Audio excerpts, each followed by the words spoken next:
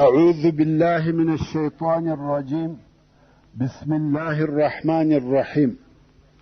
إن الحمد لله نحمده ونستعينه ونستغفره ونعوذ بالله من شرور أنفسنا وسيئات أعمالنا. من يهده الله فلا مضل له ومن يضلل فلا هادي له، وأشهد أن لا إله إلا الله وحده لا شريك له، وأشهد أن محمدا عبده ورسوله صلى الله عليه وآله وسلم تسليما كثيرا. أما بعد، د سرور کائنات صلی الله علیه و آله وسلم ژوند. محترم ورونو، زموږ قصه دې ځای ته را رسېدلې وه. موږ د حنین د غزا هغه حالات بیانول چې مسلمانان د حنین په شیله کې د کمینو د طرفه په بد حال مبتلا او اخته سوه. په تیښته یې شروع وکړه. رسول الله صلی الله علیه و آله وسلم پر میدان یوازې ولاړ دی او نارې وهي الی عباد الله، یعنی زما و طرف ته راسئ ای د الله بندګانو. په دغه وخت کې یو سړی چې شیبه نومېدی او په ظاهره مسلمان سوی دی، دا هغه څوک دی چې پلار یې د احد په غزا کې د مسلمانانو د طرفه وژل سوی و او اوس د مسلمانانو د لښکره سره د دې دپاره راوتلی دی چې په مناسب وخت کې رسول الله صلی الله علیه و آله وسلم ووژني. غواړي چې د خپل پلار بدله او انتقام په نن ورځ کې واخلي. په رسول الله صلی الله علیه و آله وسلم چې یوازې ولاړ دی او یوازې جنګ کوي، هیڅوک نه دي ورسره، او نارې وهي الی عباد الله. شیبه چې یو خنجر ورسره دی د خپل مقصد د پوره کولو دپاره د رسول الله صلی الله علیه و آله وسلم و طرف ته ورغلی. رسول الله صلی الله علیه و آله وسلم شیبه ولیدی، ویل یا شیبه څه خبر دی؟ شیبه ویل یا رسول الله غواړم چې ستا څخه دفاع وکم. رسول الله صلی الله علیه و آله وسلم وفرمایل دلته راسه. شیبه ورغلی او رسول الله صلی الله علیه و آله وسلم یې پر ځګر مبارک لاس ورکښېښاوه او ویل د الله څخه بخښنه وغواړه. شیبه ویل استغفر الله. شیبه وایي رسول الله صلی الله علیه و آله وسلم چې لاس را څخه پورته کوي، دی علیه الصلاة وسلام تر ټولو خلقو راته ګران او محبوب وګرځېدی.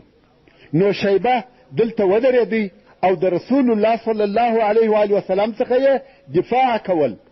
اصلا دی د رسول الله صلی الله علیه و آله وسلم د وژلو دپاره راغلی و، مګر سبحان الله اوس د رسول الله صلی الله علیه و آله وسلم څخه دفاع کوي. او رسول الله صلی الله علیه و آله وسلم بیا هم نارې وهي الی عباد الله.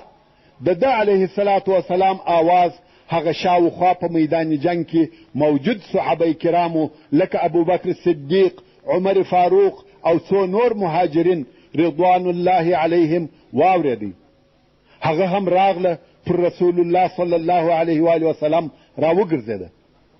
مګر د اصحاب کرامو شمیر ډېر لږ و. د 100,000 نفرو په مقابل کې څه کولی سي؟ په دغه ځای کې د رسول الله صلی الله علیه و آله وسلم سره ډېر لږ مهاجرین او د ده علیه الصلاة وسلام اهل بیت ورسره وه چې ټوله 12 یا 19 نفره وه او په بل روایت کې وایي 80 نفره وه.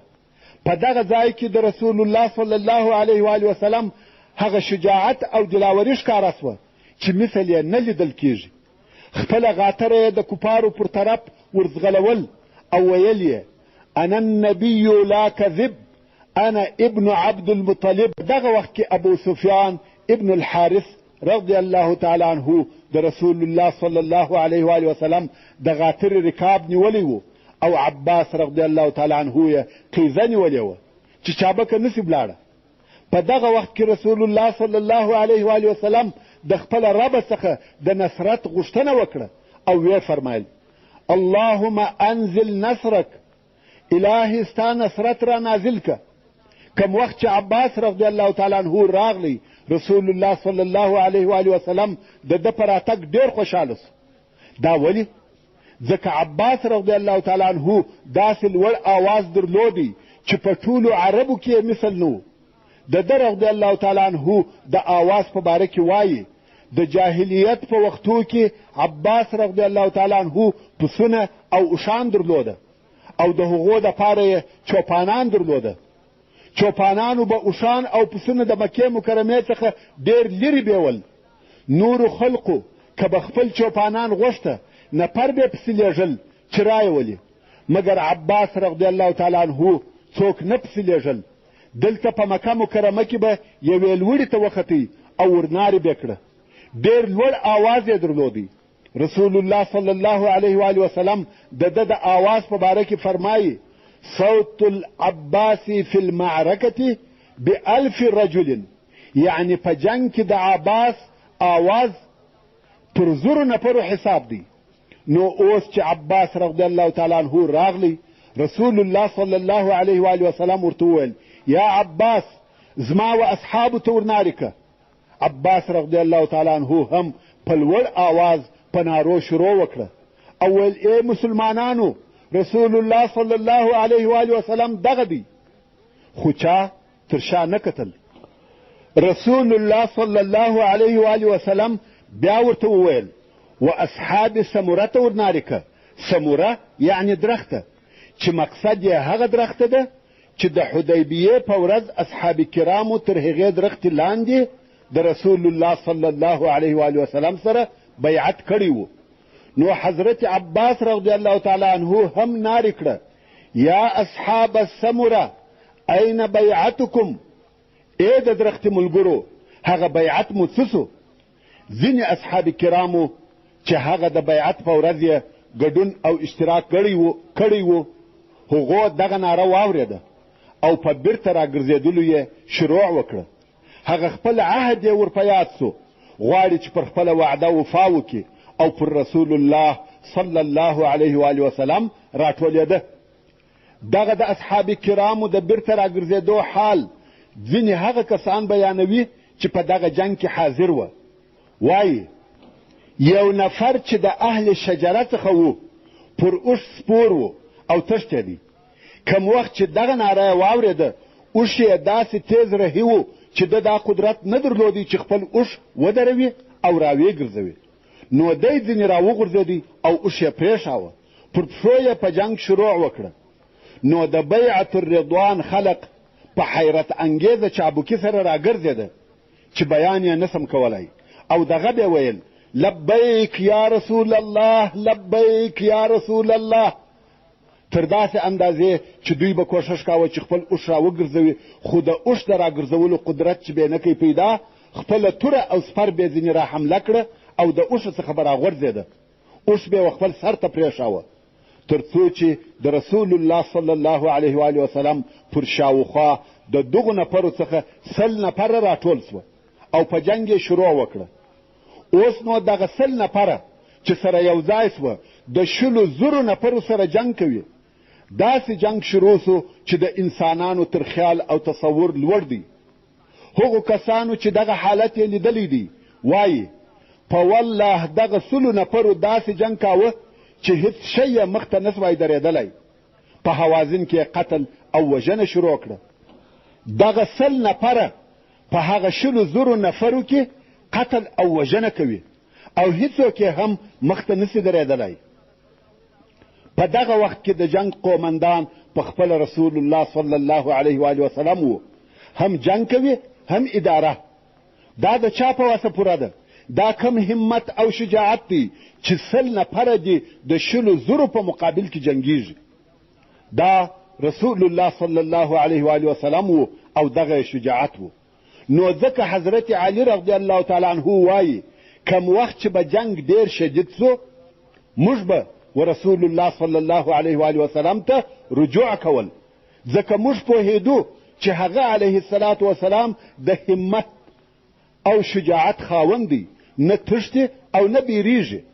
ورونو د حضرت علی رضی الله تعالی عنه دغه قول یوازې د حنین د جنگ په باره کې نه دی، بلکې دا خبره یې عامه کړې ده چې په ټولو جنګو کې همیشه زموږ دغه حال و چې د جنگ د شدت په وخت کې مو رجوع ورسول الله صلی الله علیه و وسلم ته وه. نو په دغه ورځ کې هم دغه 100 نفرو د رسول الله صلی الله علیه و وسلم د شجاعت او ثابته پاتې کېدو په واسطه د رسول الله صلی الله علیه و وسلم تر شا جنگ کاوه. په دغه 100 نفرو کې 2 ښځې هم موجودې وې چې یوه یې ام عماره او بله ام سلیم وه چې د خپل خاوند ابو طلحه سره ملګرې وه. دغو ښځو جنگ نه کاوه مګر د رسول الله صلی الله علیه و وسلم سره ثابته پاتې وې. د ام سلیم سره یو خنجر ورسره و. رسول الله صلی الله علیه و وسلم پوښتنه ځینې وکړه چې یا ام سلیم په دغه خنجر څه کوې؟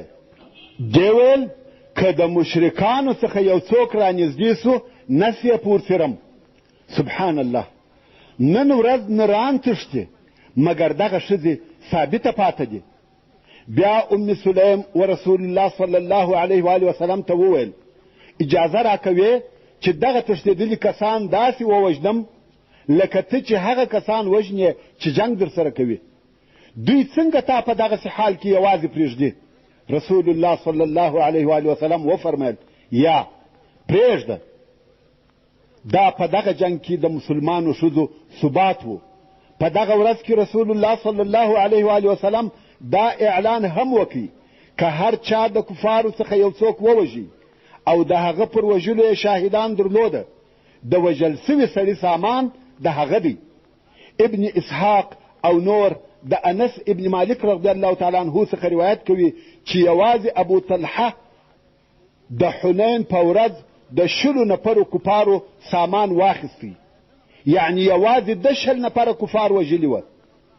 تر هغه وروسته و انصارو ته ناره کول شروع سوه یا معشر الانصار یا معشر الانصار.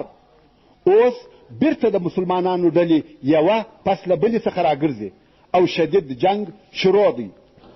رسول الله صلی الله علیه و وسلم و جنگ ته وکتل او ویې فرمایل اوس جنگ تود سو. او بیا رسول الله صلی الله علیه و وسلم د مځکې څخه یو موټ شګې یا خاوره راپورته کړه او د کفارو مخان یې په وویشته. دغه یو موټ خاوره د کفارو د لشکر د هر فرد و سترګو ته ورسېده او ټوله د خپلو سترګو په مشلو مشغول سوه. او د دې طرفه د مسلمانانو حملې پر شروع دي. بیا نو رسول الله صلی الله علیه و وسلم وویل د محمد په رب مې د قسم وي چې کفار مات سوه. هلته په حوازن کې داسې قتل او وژنه شروع دي چې د مالک ابن عوف هیڅ وزړه ته نه لویږي چې 100 نفرو دې داسې حال راباندې جوړ کړی وي. په دغه وخت کې د الله جل جلاله د طرفه نصرت او بری، کومک او معجزه را نازل سوه چې هغه د آسمانه څخه د ملایکو نزول و. د آسمانه څخه ملایکې راکښته سوې. دا دوهم جنگ دی چې ملایکې ورته راکښته کیږي. پس له بدر څخه دغه یوازنی جنگ دی چې ملایکې پکښې راکښته سوې. په حدیث شریف کې راغلی دي چې مسلمانانو دغه ملایکې د یوې سیاهۍ په شکل ولیدې. وایي موږ په آسمان کې یوه سیاهي ولیده چې ومځکې ته راکښته سوه او په وادي حنین کې سره وپاشل سوه. او بیا دغه سیاهي وموږ ته رانږدې سوه. ومو لیده چې تور غټ میږیان وه. صحابه کرام وایي چې موږ د دغه میږیانو د ډیروالي په سبب خپل کالي ځینې څنډل چې پر کالو مو ګرځېده. مسلمانانو فقط دغه حال ولیدی مګر کفارو بیا ولیده چې ډېر زیات خلق چې سپین کالي یې اغوستي دي او پر ابلکو آسانو سپاره دي او پر دوی وررهي دي. کفارو چې په هغه 100 نفرو څه نه سوای کولی او اوس ویني چې دغه لوی لښکر او ډېرې ډلې پر دوی وررهي دي، په زړو یې بیره ننوته او په تېښته یې شروع وکړه. ملائکو په دغه جنگ کې جنگ او وهل نه دي کړي لکه په بدر کې چې یې کړي وه. دلته فقط دغه د دوی راتګ د کفارو په زړو بیره ورننه ایسته او د جنگ د میدان څخه په تېښته سوه. لکه څرنګه چې الله جل جلاله د سورة التوبه په 25 او 26 نمبر آیاتو کې فرمایي ويوم حنين إذ أعجبتكم كثرتكم فلن تغن عنكم شيئا وضاقت عليكم الأرض بما رحبت ثم وليتم مدبرين. یعنی خامخا الله جل جلاله ستاسې سره په ډیرو ځایو کې کومک کړی دی، خصوصا د حنین په ورځ کې کله چې ستاسې ډیروالی تاسې په تعجب کې واچولاست، نو هغه ډیروالی ستاسې څخه هیڅ شی ایسته نه کوي. یعنی د دشمن حملې یې نه در څخه وګرځولې او پر تاسې باندې مځکه تنګه سوه، سره د دې چې مځکه ډیره پراخه ده، بیا مو دشمن ته په داسې حال کې شا ور وګرځول چې تښتېدلاست. ثم انزل الله سكينته على رسوله وعلى المؤمنين وانزل جنودا لم تروها وعذب الذين كفروا وذلك جزاء الكافرين. او بیا الله جل جلاله خپل سکون او اطمینان پر خپل رسول او پر مؤمنانو نازل کی، او الله جل جلاله داسې لشکرې د ملائکو راولېږلې چې تاسې نه لیدلې، او عذاب یې ورکوي و هغه کسانو ته چې کافران سوي وه، او همدغه عذاب د کافرانو سزا ده. د حوازن لشکر د مکې مکرمې د شمال شرق د طرفه راغلی و، او مسلمانان د دوی په جنوب غرب کې واقع وه. اوس د حوازن لشکر پر درې طرفه تښتي، ځینې یې و طایف ته ځي، ځینې یې و نخله ته ځي، او ځینې یې و وادي اوطاس ته ځي.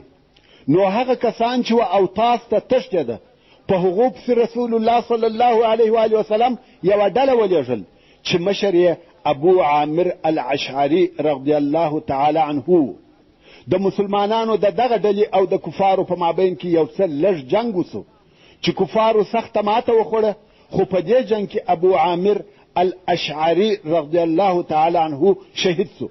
همدارنګه رسول الله صلی الله علیه و آله وسلم یوه بله ډله په هغه کفارو پسې ولېږل چې د نخله و طرف ته تښتېده، چې په دغه تښتېدلو خلقو کې یو هم درید ابن الصمه و، هغه سپینږیری او ړوند د جاهلیت لوی پهلوان. دغه درید د مسلمانانو څخه یوه ځوان ونیوی چې د دغه ځوان عمر 14 کاله و، او نوم یې ربیعه ابن رفیع الاسلمي و.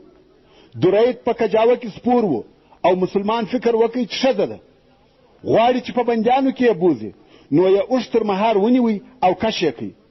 درید ابن الصمه پر غږ کړه اوښ چیرې بیایه؟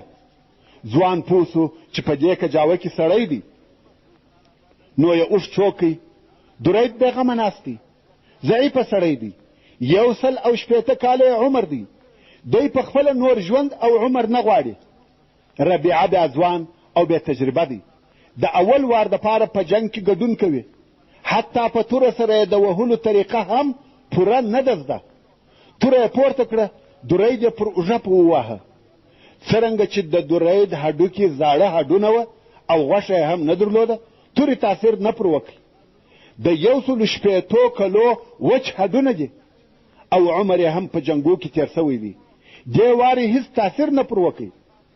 درید وخندل او ویل ای وراره نوم دې څه شي دی؟ ځوان ویل ربیعه ابن رفیع الاسلمي.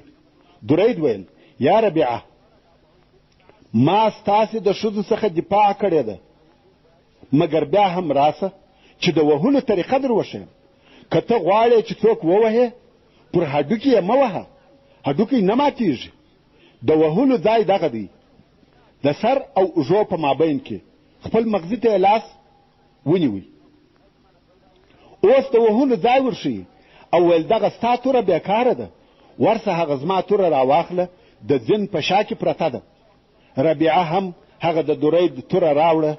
درید ویل پر دغه ځای مې ووهه، بیا نو ولاړ سه، مور دې خبره که چې ما درید ووژي، ما همیشه د هغو څخه دفاع کړې ده. ربیعه هم توره واخیسته، څرنګه چې درید ورښولې وه هغسې یې ووهه او ویې وژي.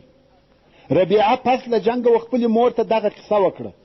مور یې وژړل او ویل چې ده درته وویل چې ما ستا د ښځو څخه همیشه دفاع کول، تا څنګه وژي؟ ربیعه ویل نه زه د ده په قصه خبر وم او نه د ده په خبرو پوه سوم چې دی څه وایي، مور یې ورته وویل د جاهلیت په وختو کې زه زما مور او زما خویندې بندیانې ونیول سو او هغه څوک چې موږ یې خلاص او ایله کړو هغه دغه درید ابن سمه و ده وساتلو. ربیعه ویل زه څه خبر وم؟ که زه په دغه قصه خبر وای ما به نه وای وژلی. مقصد دا چې د درید ابن سمه آخري حال دغه و چې درته بیان سو. اوس چې دغه 100 نفره مسلمانان پر 100,000 کفارو غالبه او کامیابه سوه، د مسلمانانو د لښکر هغه نور تښتېدلي نفر لا تر اوسه نه دي راغلي. هغه بیا ډېر وروسته هغه وخت راغله چې دغه 100 نفرو په میدان جنګ کې غنیمتونه ټولول. مقصد دا چې و دغه 100,000 نفرو ته چې یې ماته او شکست ورکړي هغه فقط دغه 100 نفره وه. دا د الله جل جلاله قدرت و چې د حنین په ورځ ښکاره سو. کم وخت چې بیا کفارو شکست وخوړي رسول الله صلی الله علیه و آله وسلم دغه 100 نفره امر کړه چې اوس غنیمتونه پرېږدئ، په کفارو پسې ورهیسئ، هغه تعقیب کړئ. دغه خبر چې کفار مات سوه په کراره و هغه نورو تښتېدلو مسلمانانو ته ورسېدی. نو هغو هم په بیرته راګرځېدو شروع وکړه. په دغه وخت کې چې مسلمانان کفار تعقیبوي رسول الله صلی الله علیه و آله وسلم پوښتنه وکړه چې خالد ابن ولید چیرې دی؟ پسې وګورئ او پیدا یې کړئ. په دغه وخت کې چې اصحاب کرام په خالد رضی الله تعالی عنه پسې ګرځي د کفارو مشر او عمومي قومندان مالک ابن عوف و هغه ځای ته وررهیدی چې هلته د ده مات سوی لښکر سره یو ځای کیږي. هلته ورغلی غواړي چې خپل لښکر بیرته سره یو ځای او منظم کړي او بیا د حملې دپاره راوګرځي. په ده پسې د مسلمانانو څخه هغه د بني سلیم د قبیلې 2 نفره وررهي سوه. مسلمانان لا تر اوسه ټول نه دي سره یو ځای سوي، شمېر یې اوس هم لږ دی. هلته مالک ابن عوف د خپل لښکر ډېر نفر سره یو ځای کړه، غواړي چې د حملې دپاره بیا راوګرځي، خو ویلې ده چې د بني سلیم قبیله ورته ولاړه ده. مالک ابن عوف پوښتنه وکړه چې دا څوک او کومه قبیله ده؟ ورته وویل سوه چې دا د بني سلیم قبیله ده. ورونو په هغه وختو کې هرې قبیلې خپله اسلحه او تورې پر یوه خاص ډول ایښولې چې په دغه به پیژندل کېده چې دا فلانۍ قبیله ده. دغه د بني سلیم قبیلې خپلې نیزې د اسانو پر سرو ایښولې، په دغه پیژندل کېده. نو مالک ابن عوف چې پوښتنه وکړه چې دا څوک دی چې زموږ مخ ته ودرېده؟ ویل دا بني سلیم دی. ویل د دوی څخه مه بیرېږئ، ځانونه تیار کړئ. مالک ابن عوف د دوهم وار دپاره و حنین ته نږدې ډېر لښکر سره یو ځای کړي او د مسلمانانو لښکر هم دلته سره یو ځای کیږي. په دغه وخت کې انصار د مالک ابن عوف پر طرف ورهي سوه چې هغو بیا نیزې د ځانو تر شا پر اسانو ایښولې. مالک پوښتنه وکړه چې دا څوک دی؟ ورته وویل سوه چې دا د یثرب څخه د محمد صلی الله علیه و آله وسلم اصحاب دي. ویل د دوی څخه هم مه بیرېږئ. بیا هم مالک د نور لښکر په یو ځای کولو او ترتیبولو مشغوله سو چې د مسلمانانو یوه بله ډله تیاره سوه چې دغه ډله مهاجرین وه او دوی بیا نیزې د اسانو پر غوږو ایښولې او د دې ډلې مشر او قومندان زبیر ابن العوام رضی الله تعالی عنه. مالک ابن عوف بیا پوښتنه وکړه چې دا څوک دی؟ مالک ویني چې دغه ډله د هغه نورو څخه فرق لري او د نور لښکر پر قسم نه معلومیږي. ورته وویل سوه چې دا د اهل مکې څخه د محمد صلی الله علیه و آله وسلم اصحاب دي، یعنی مهاجرین دي.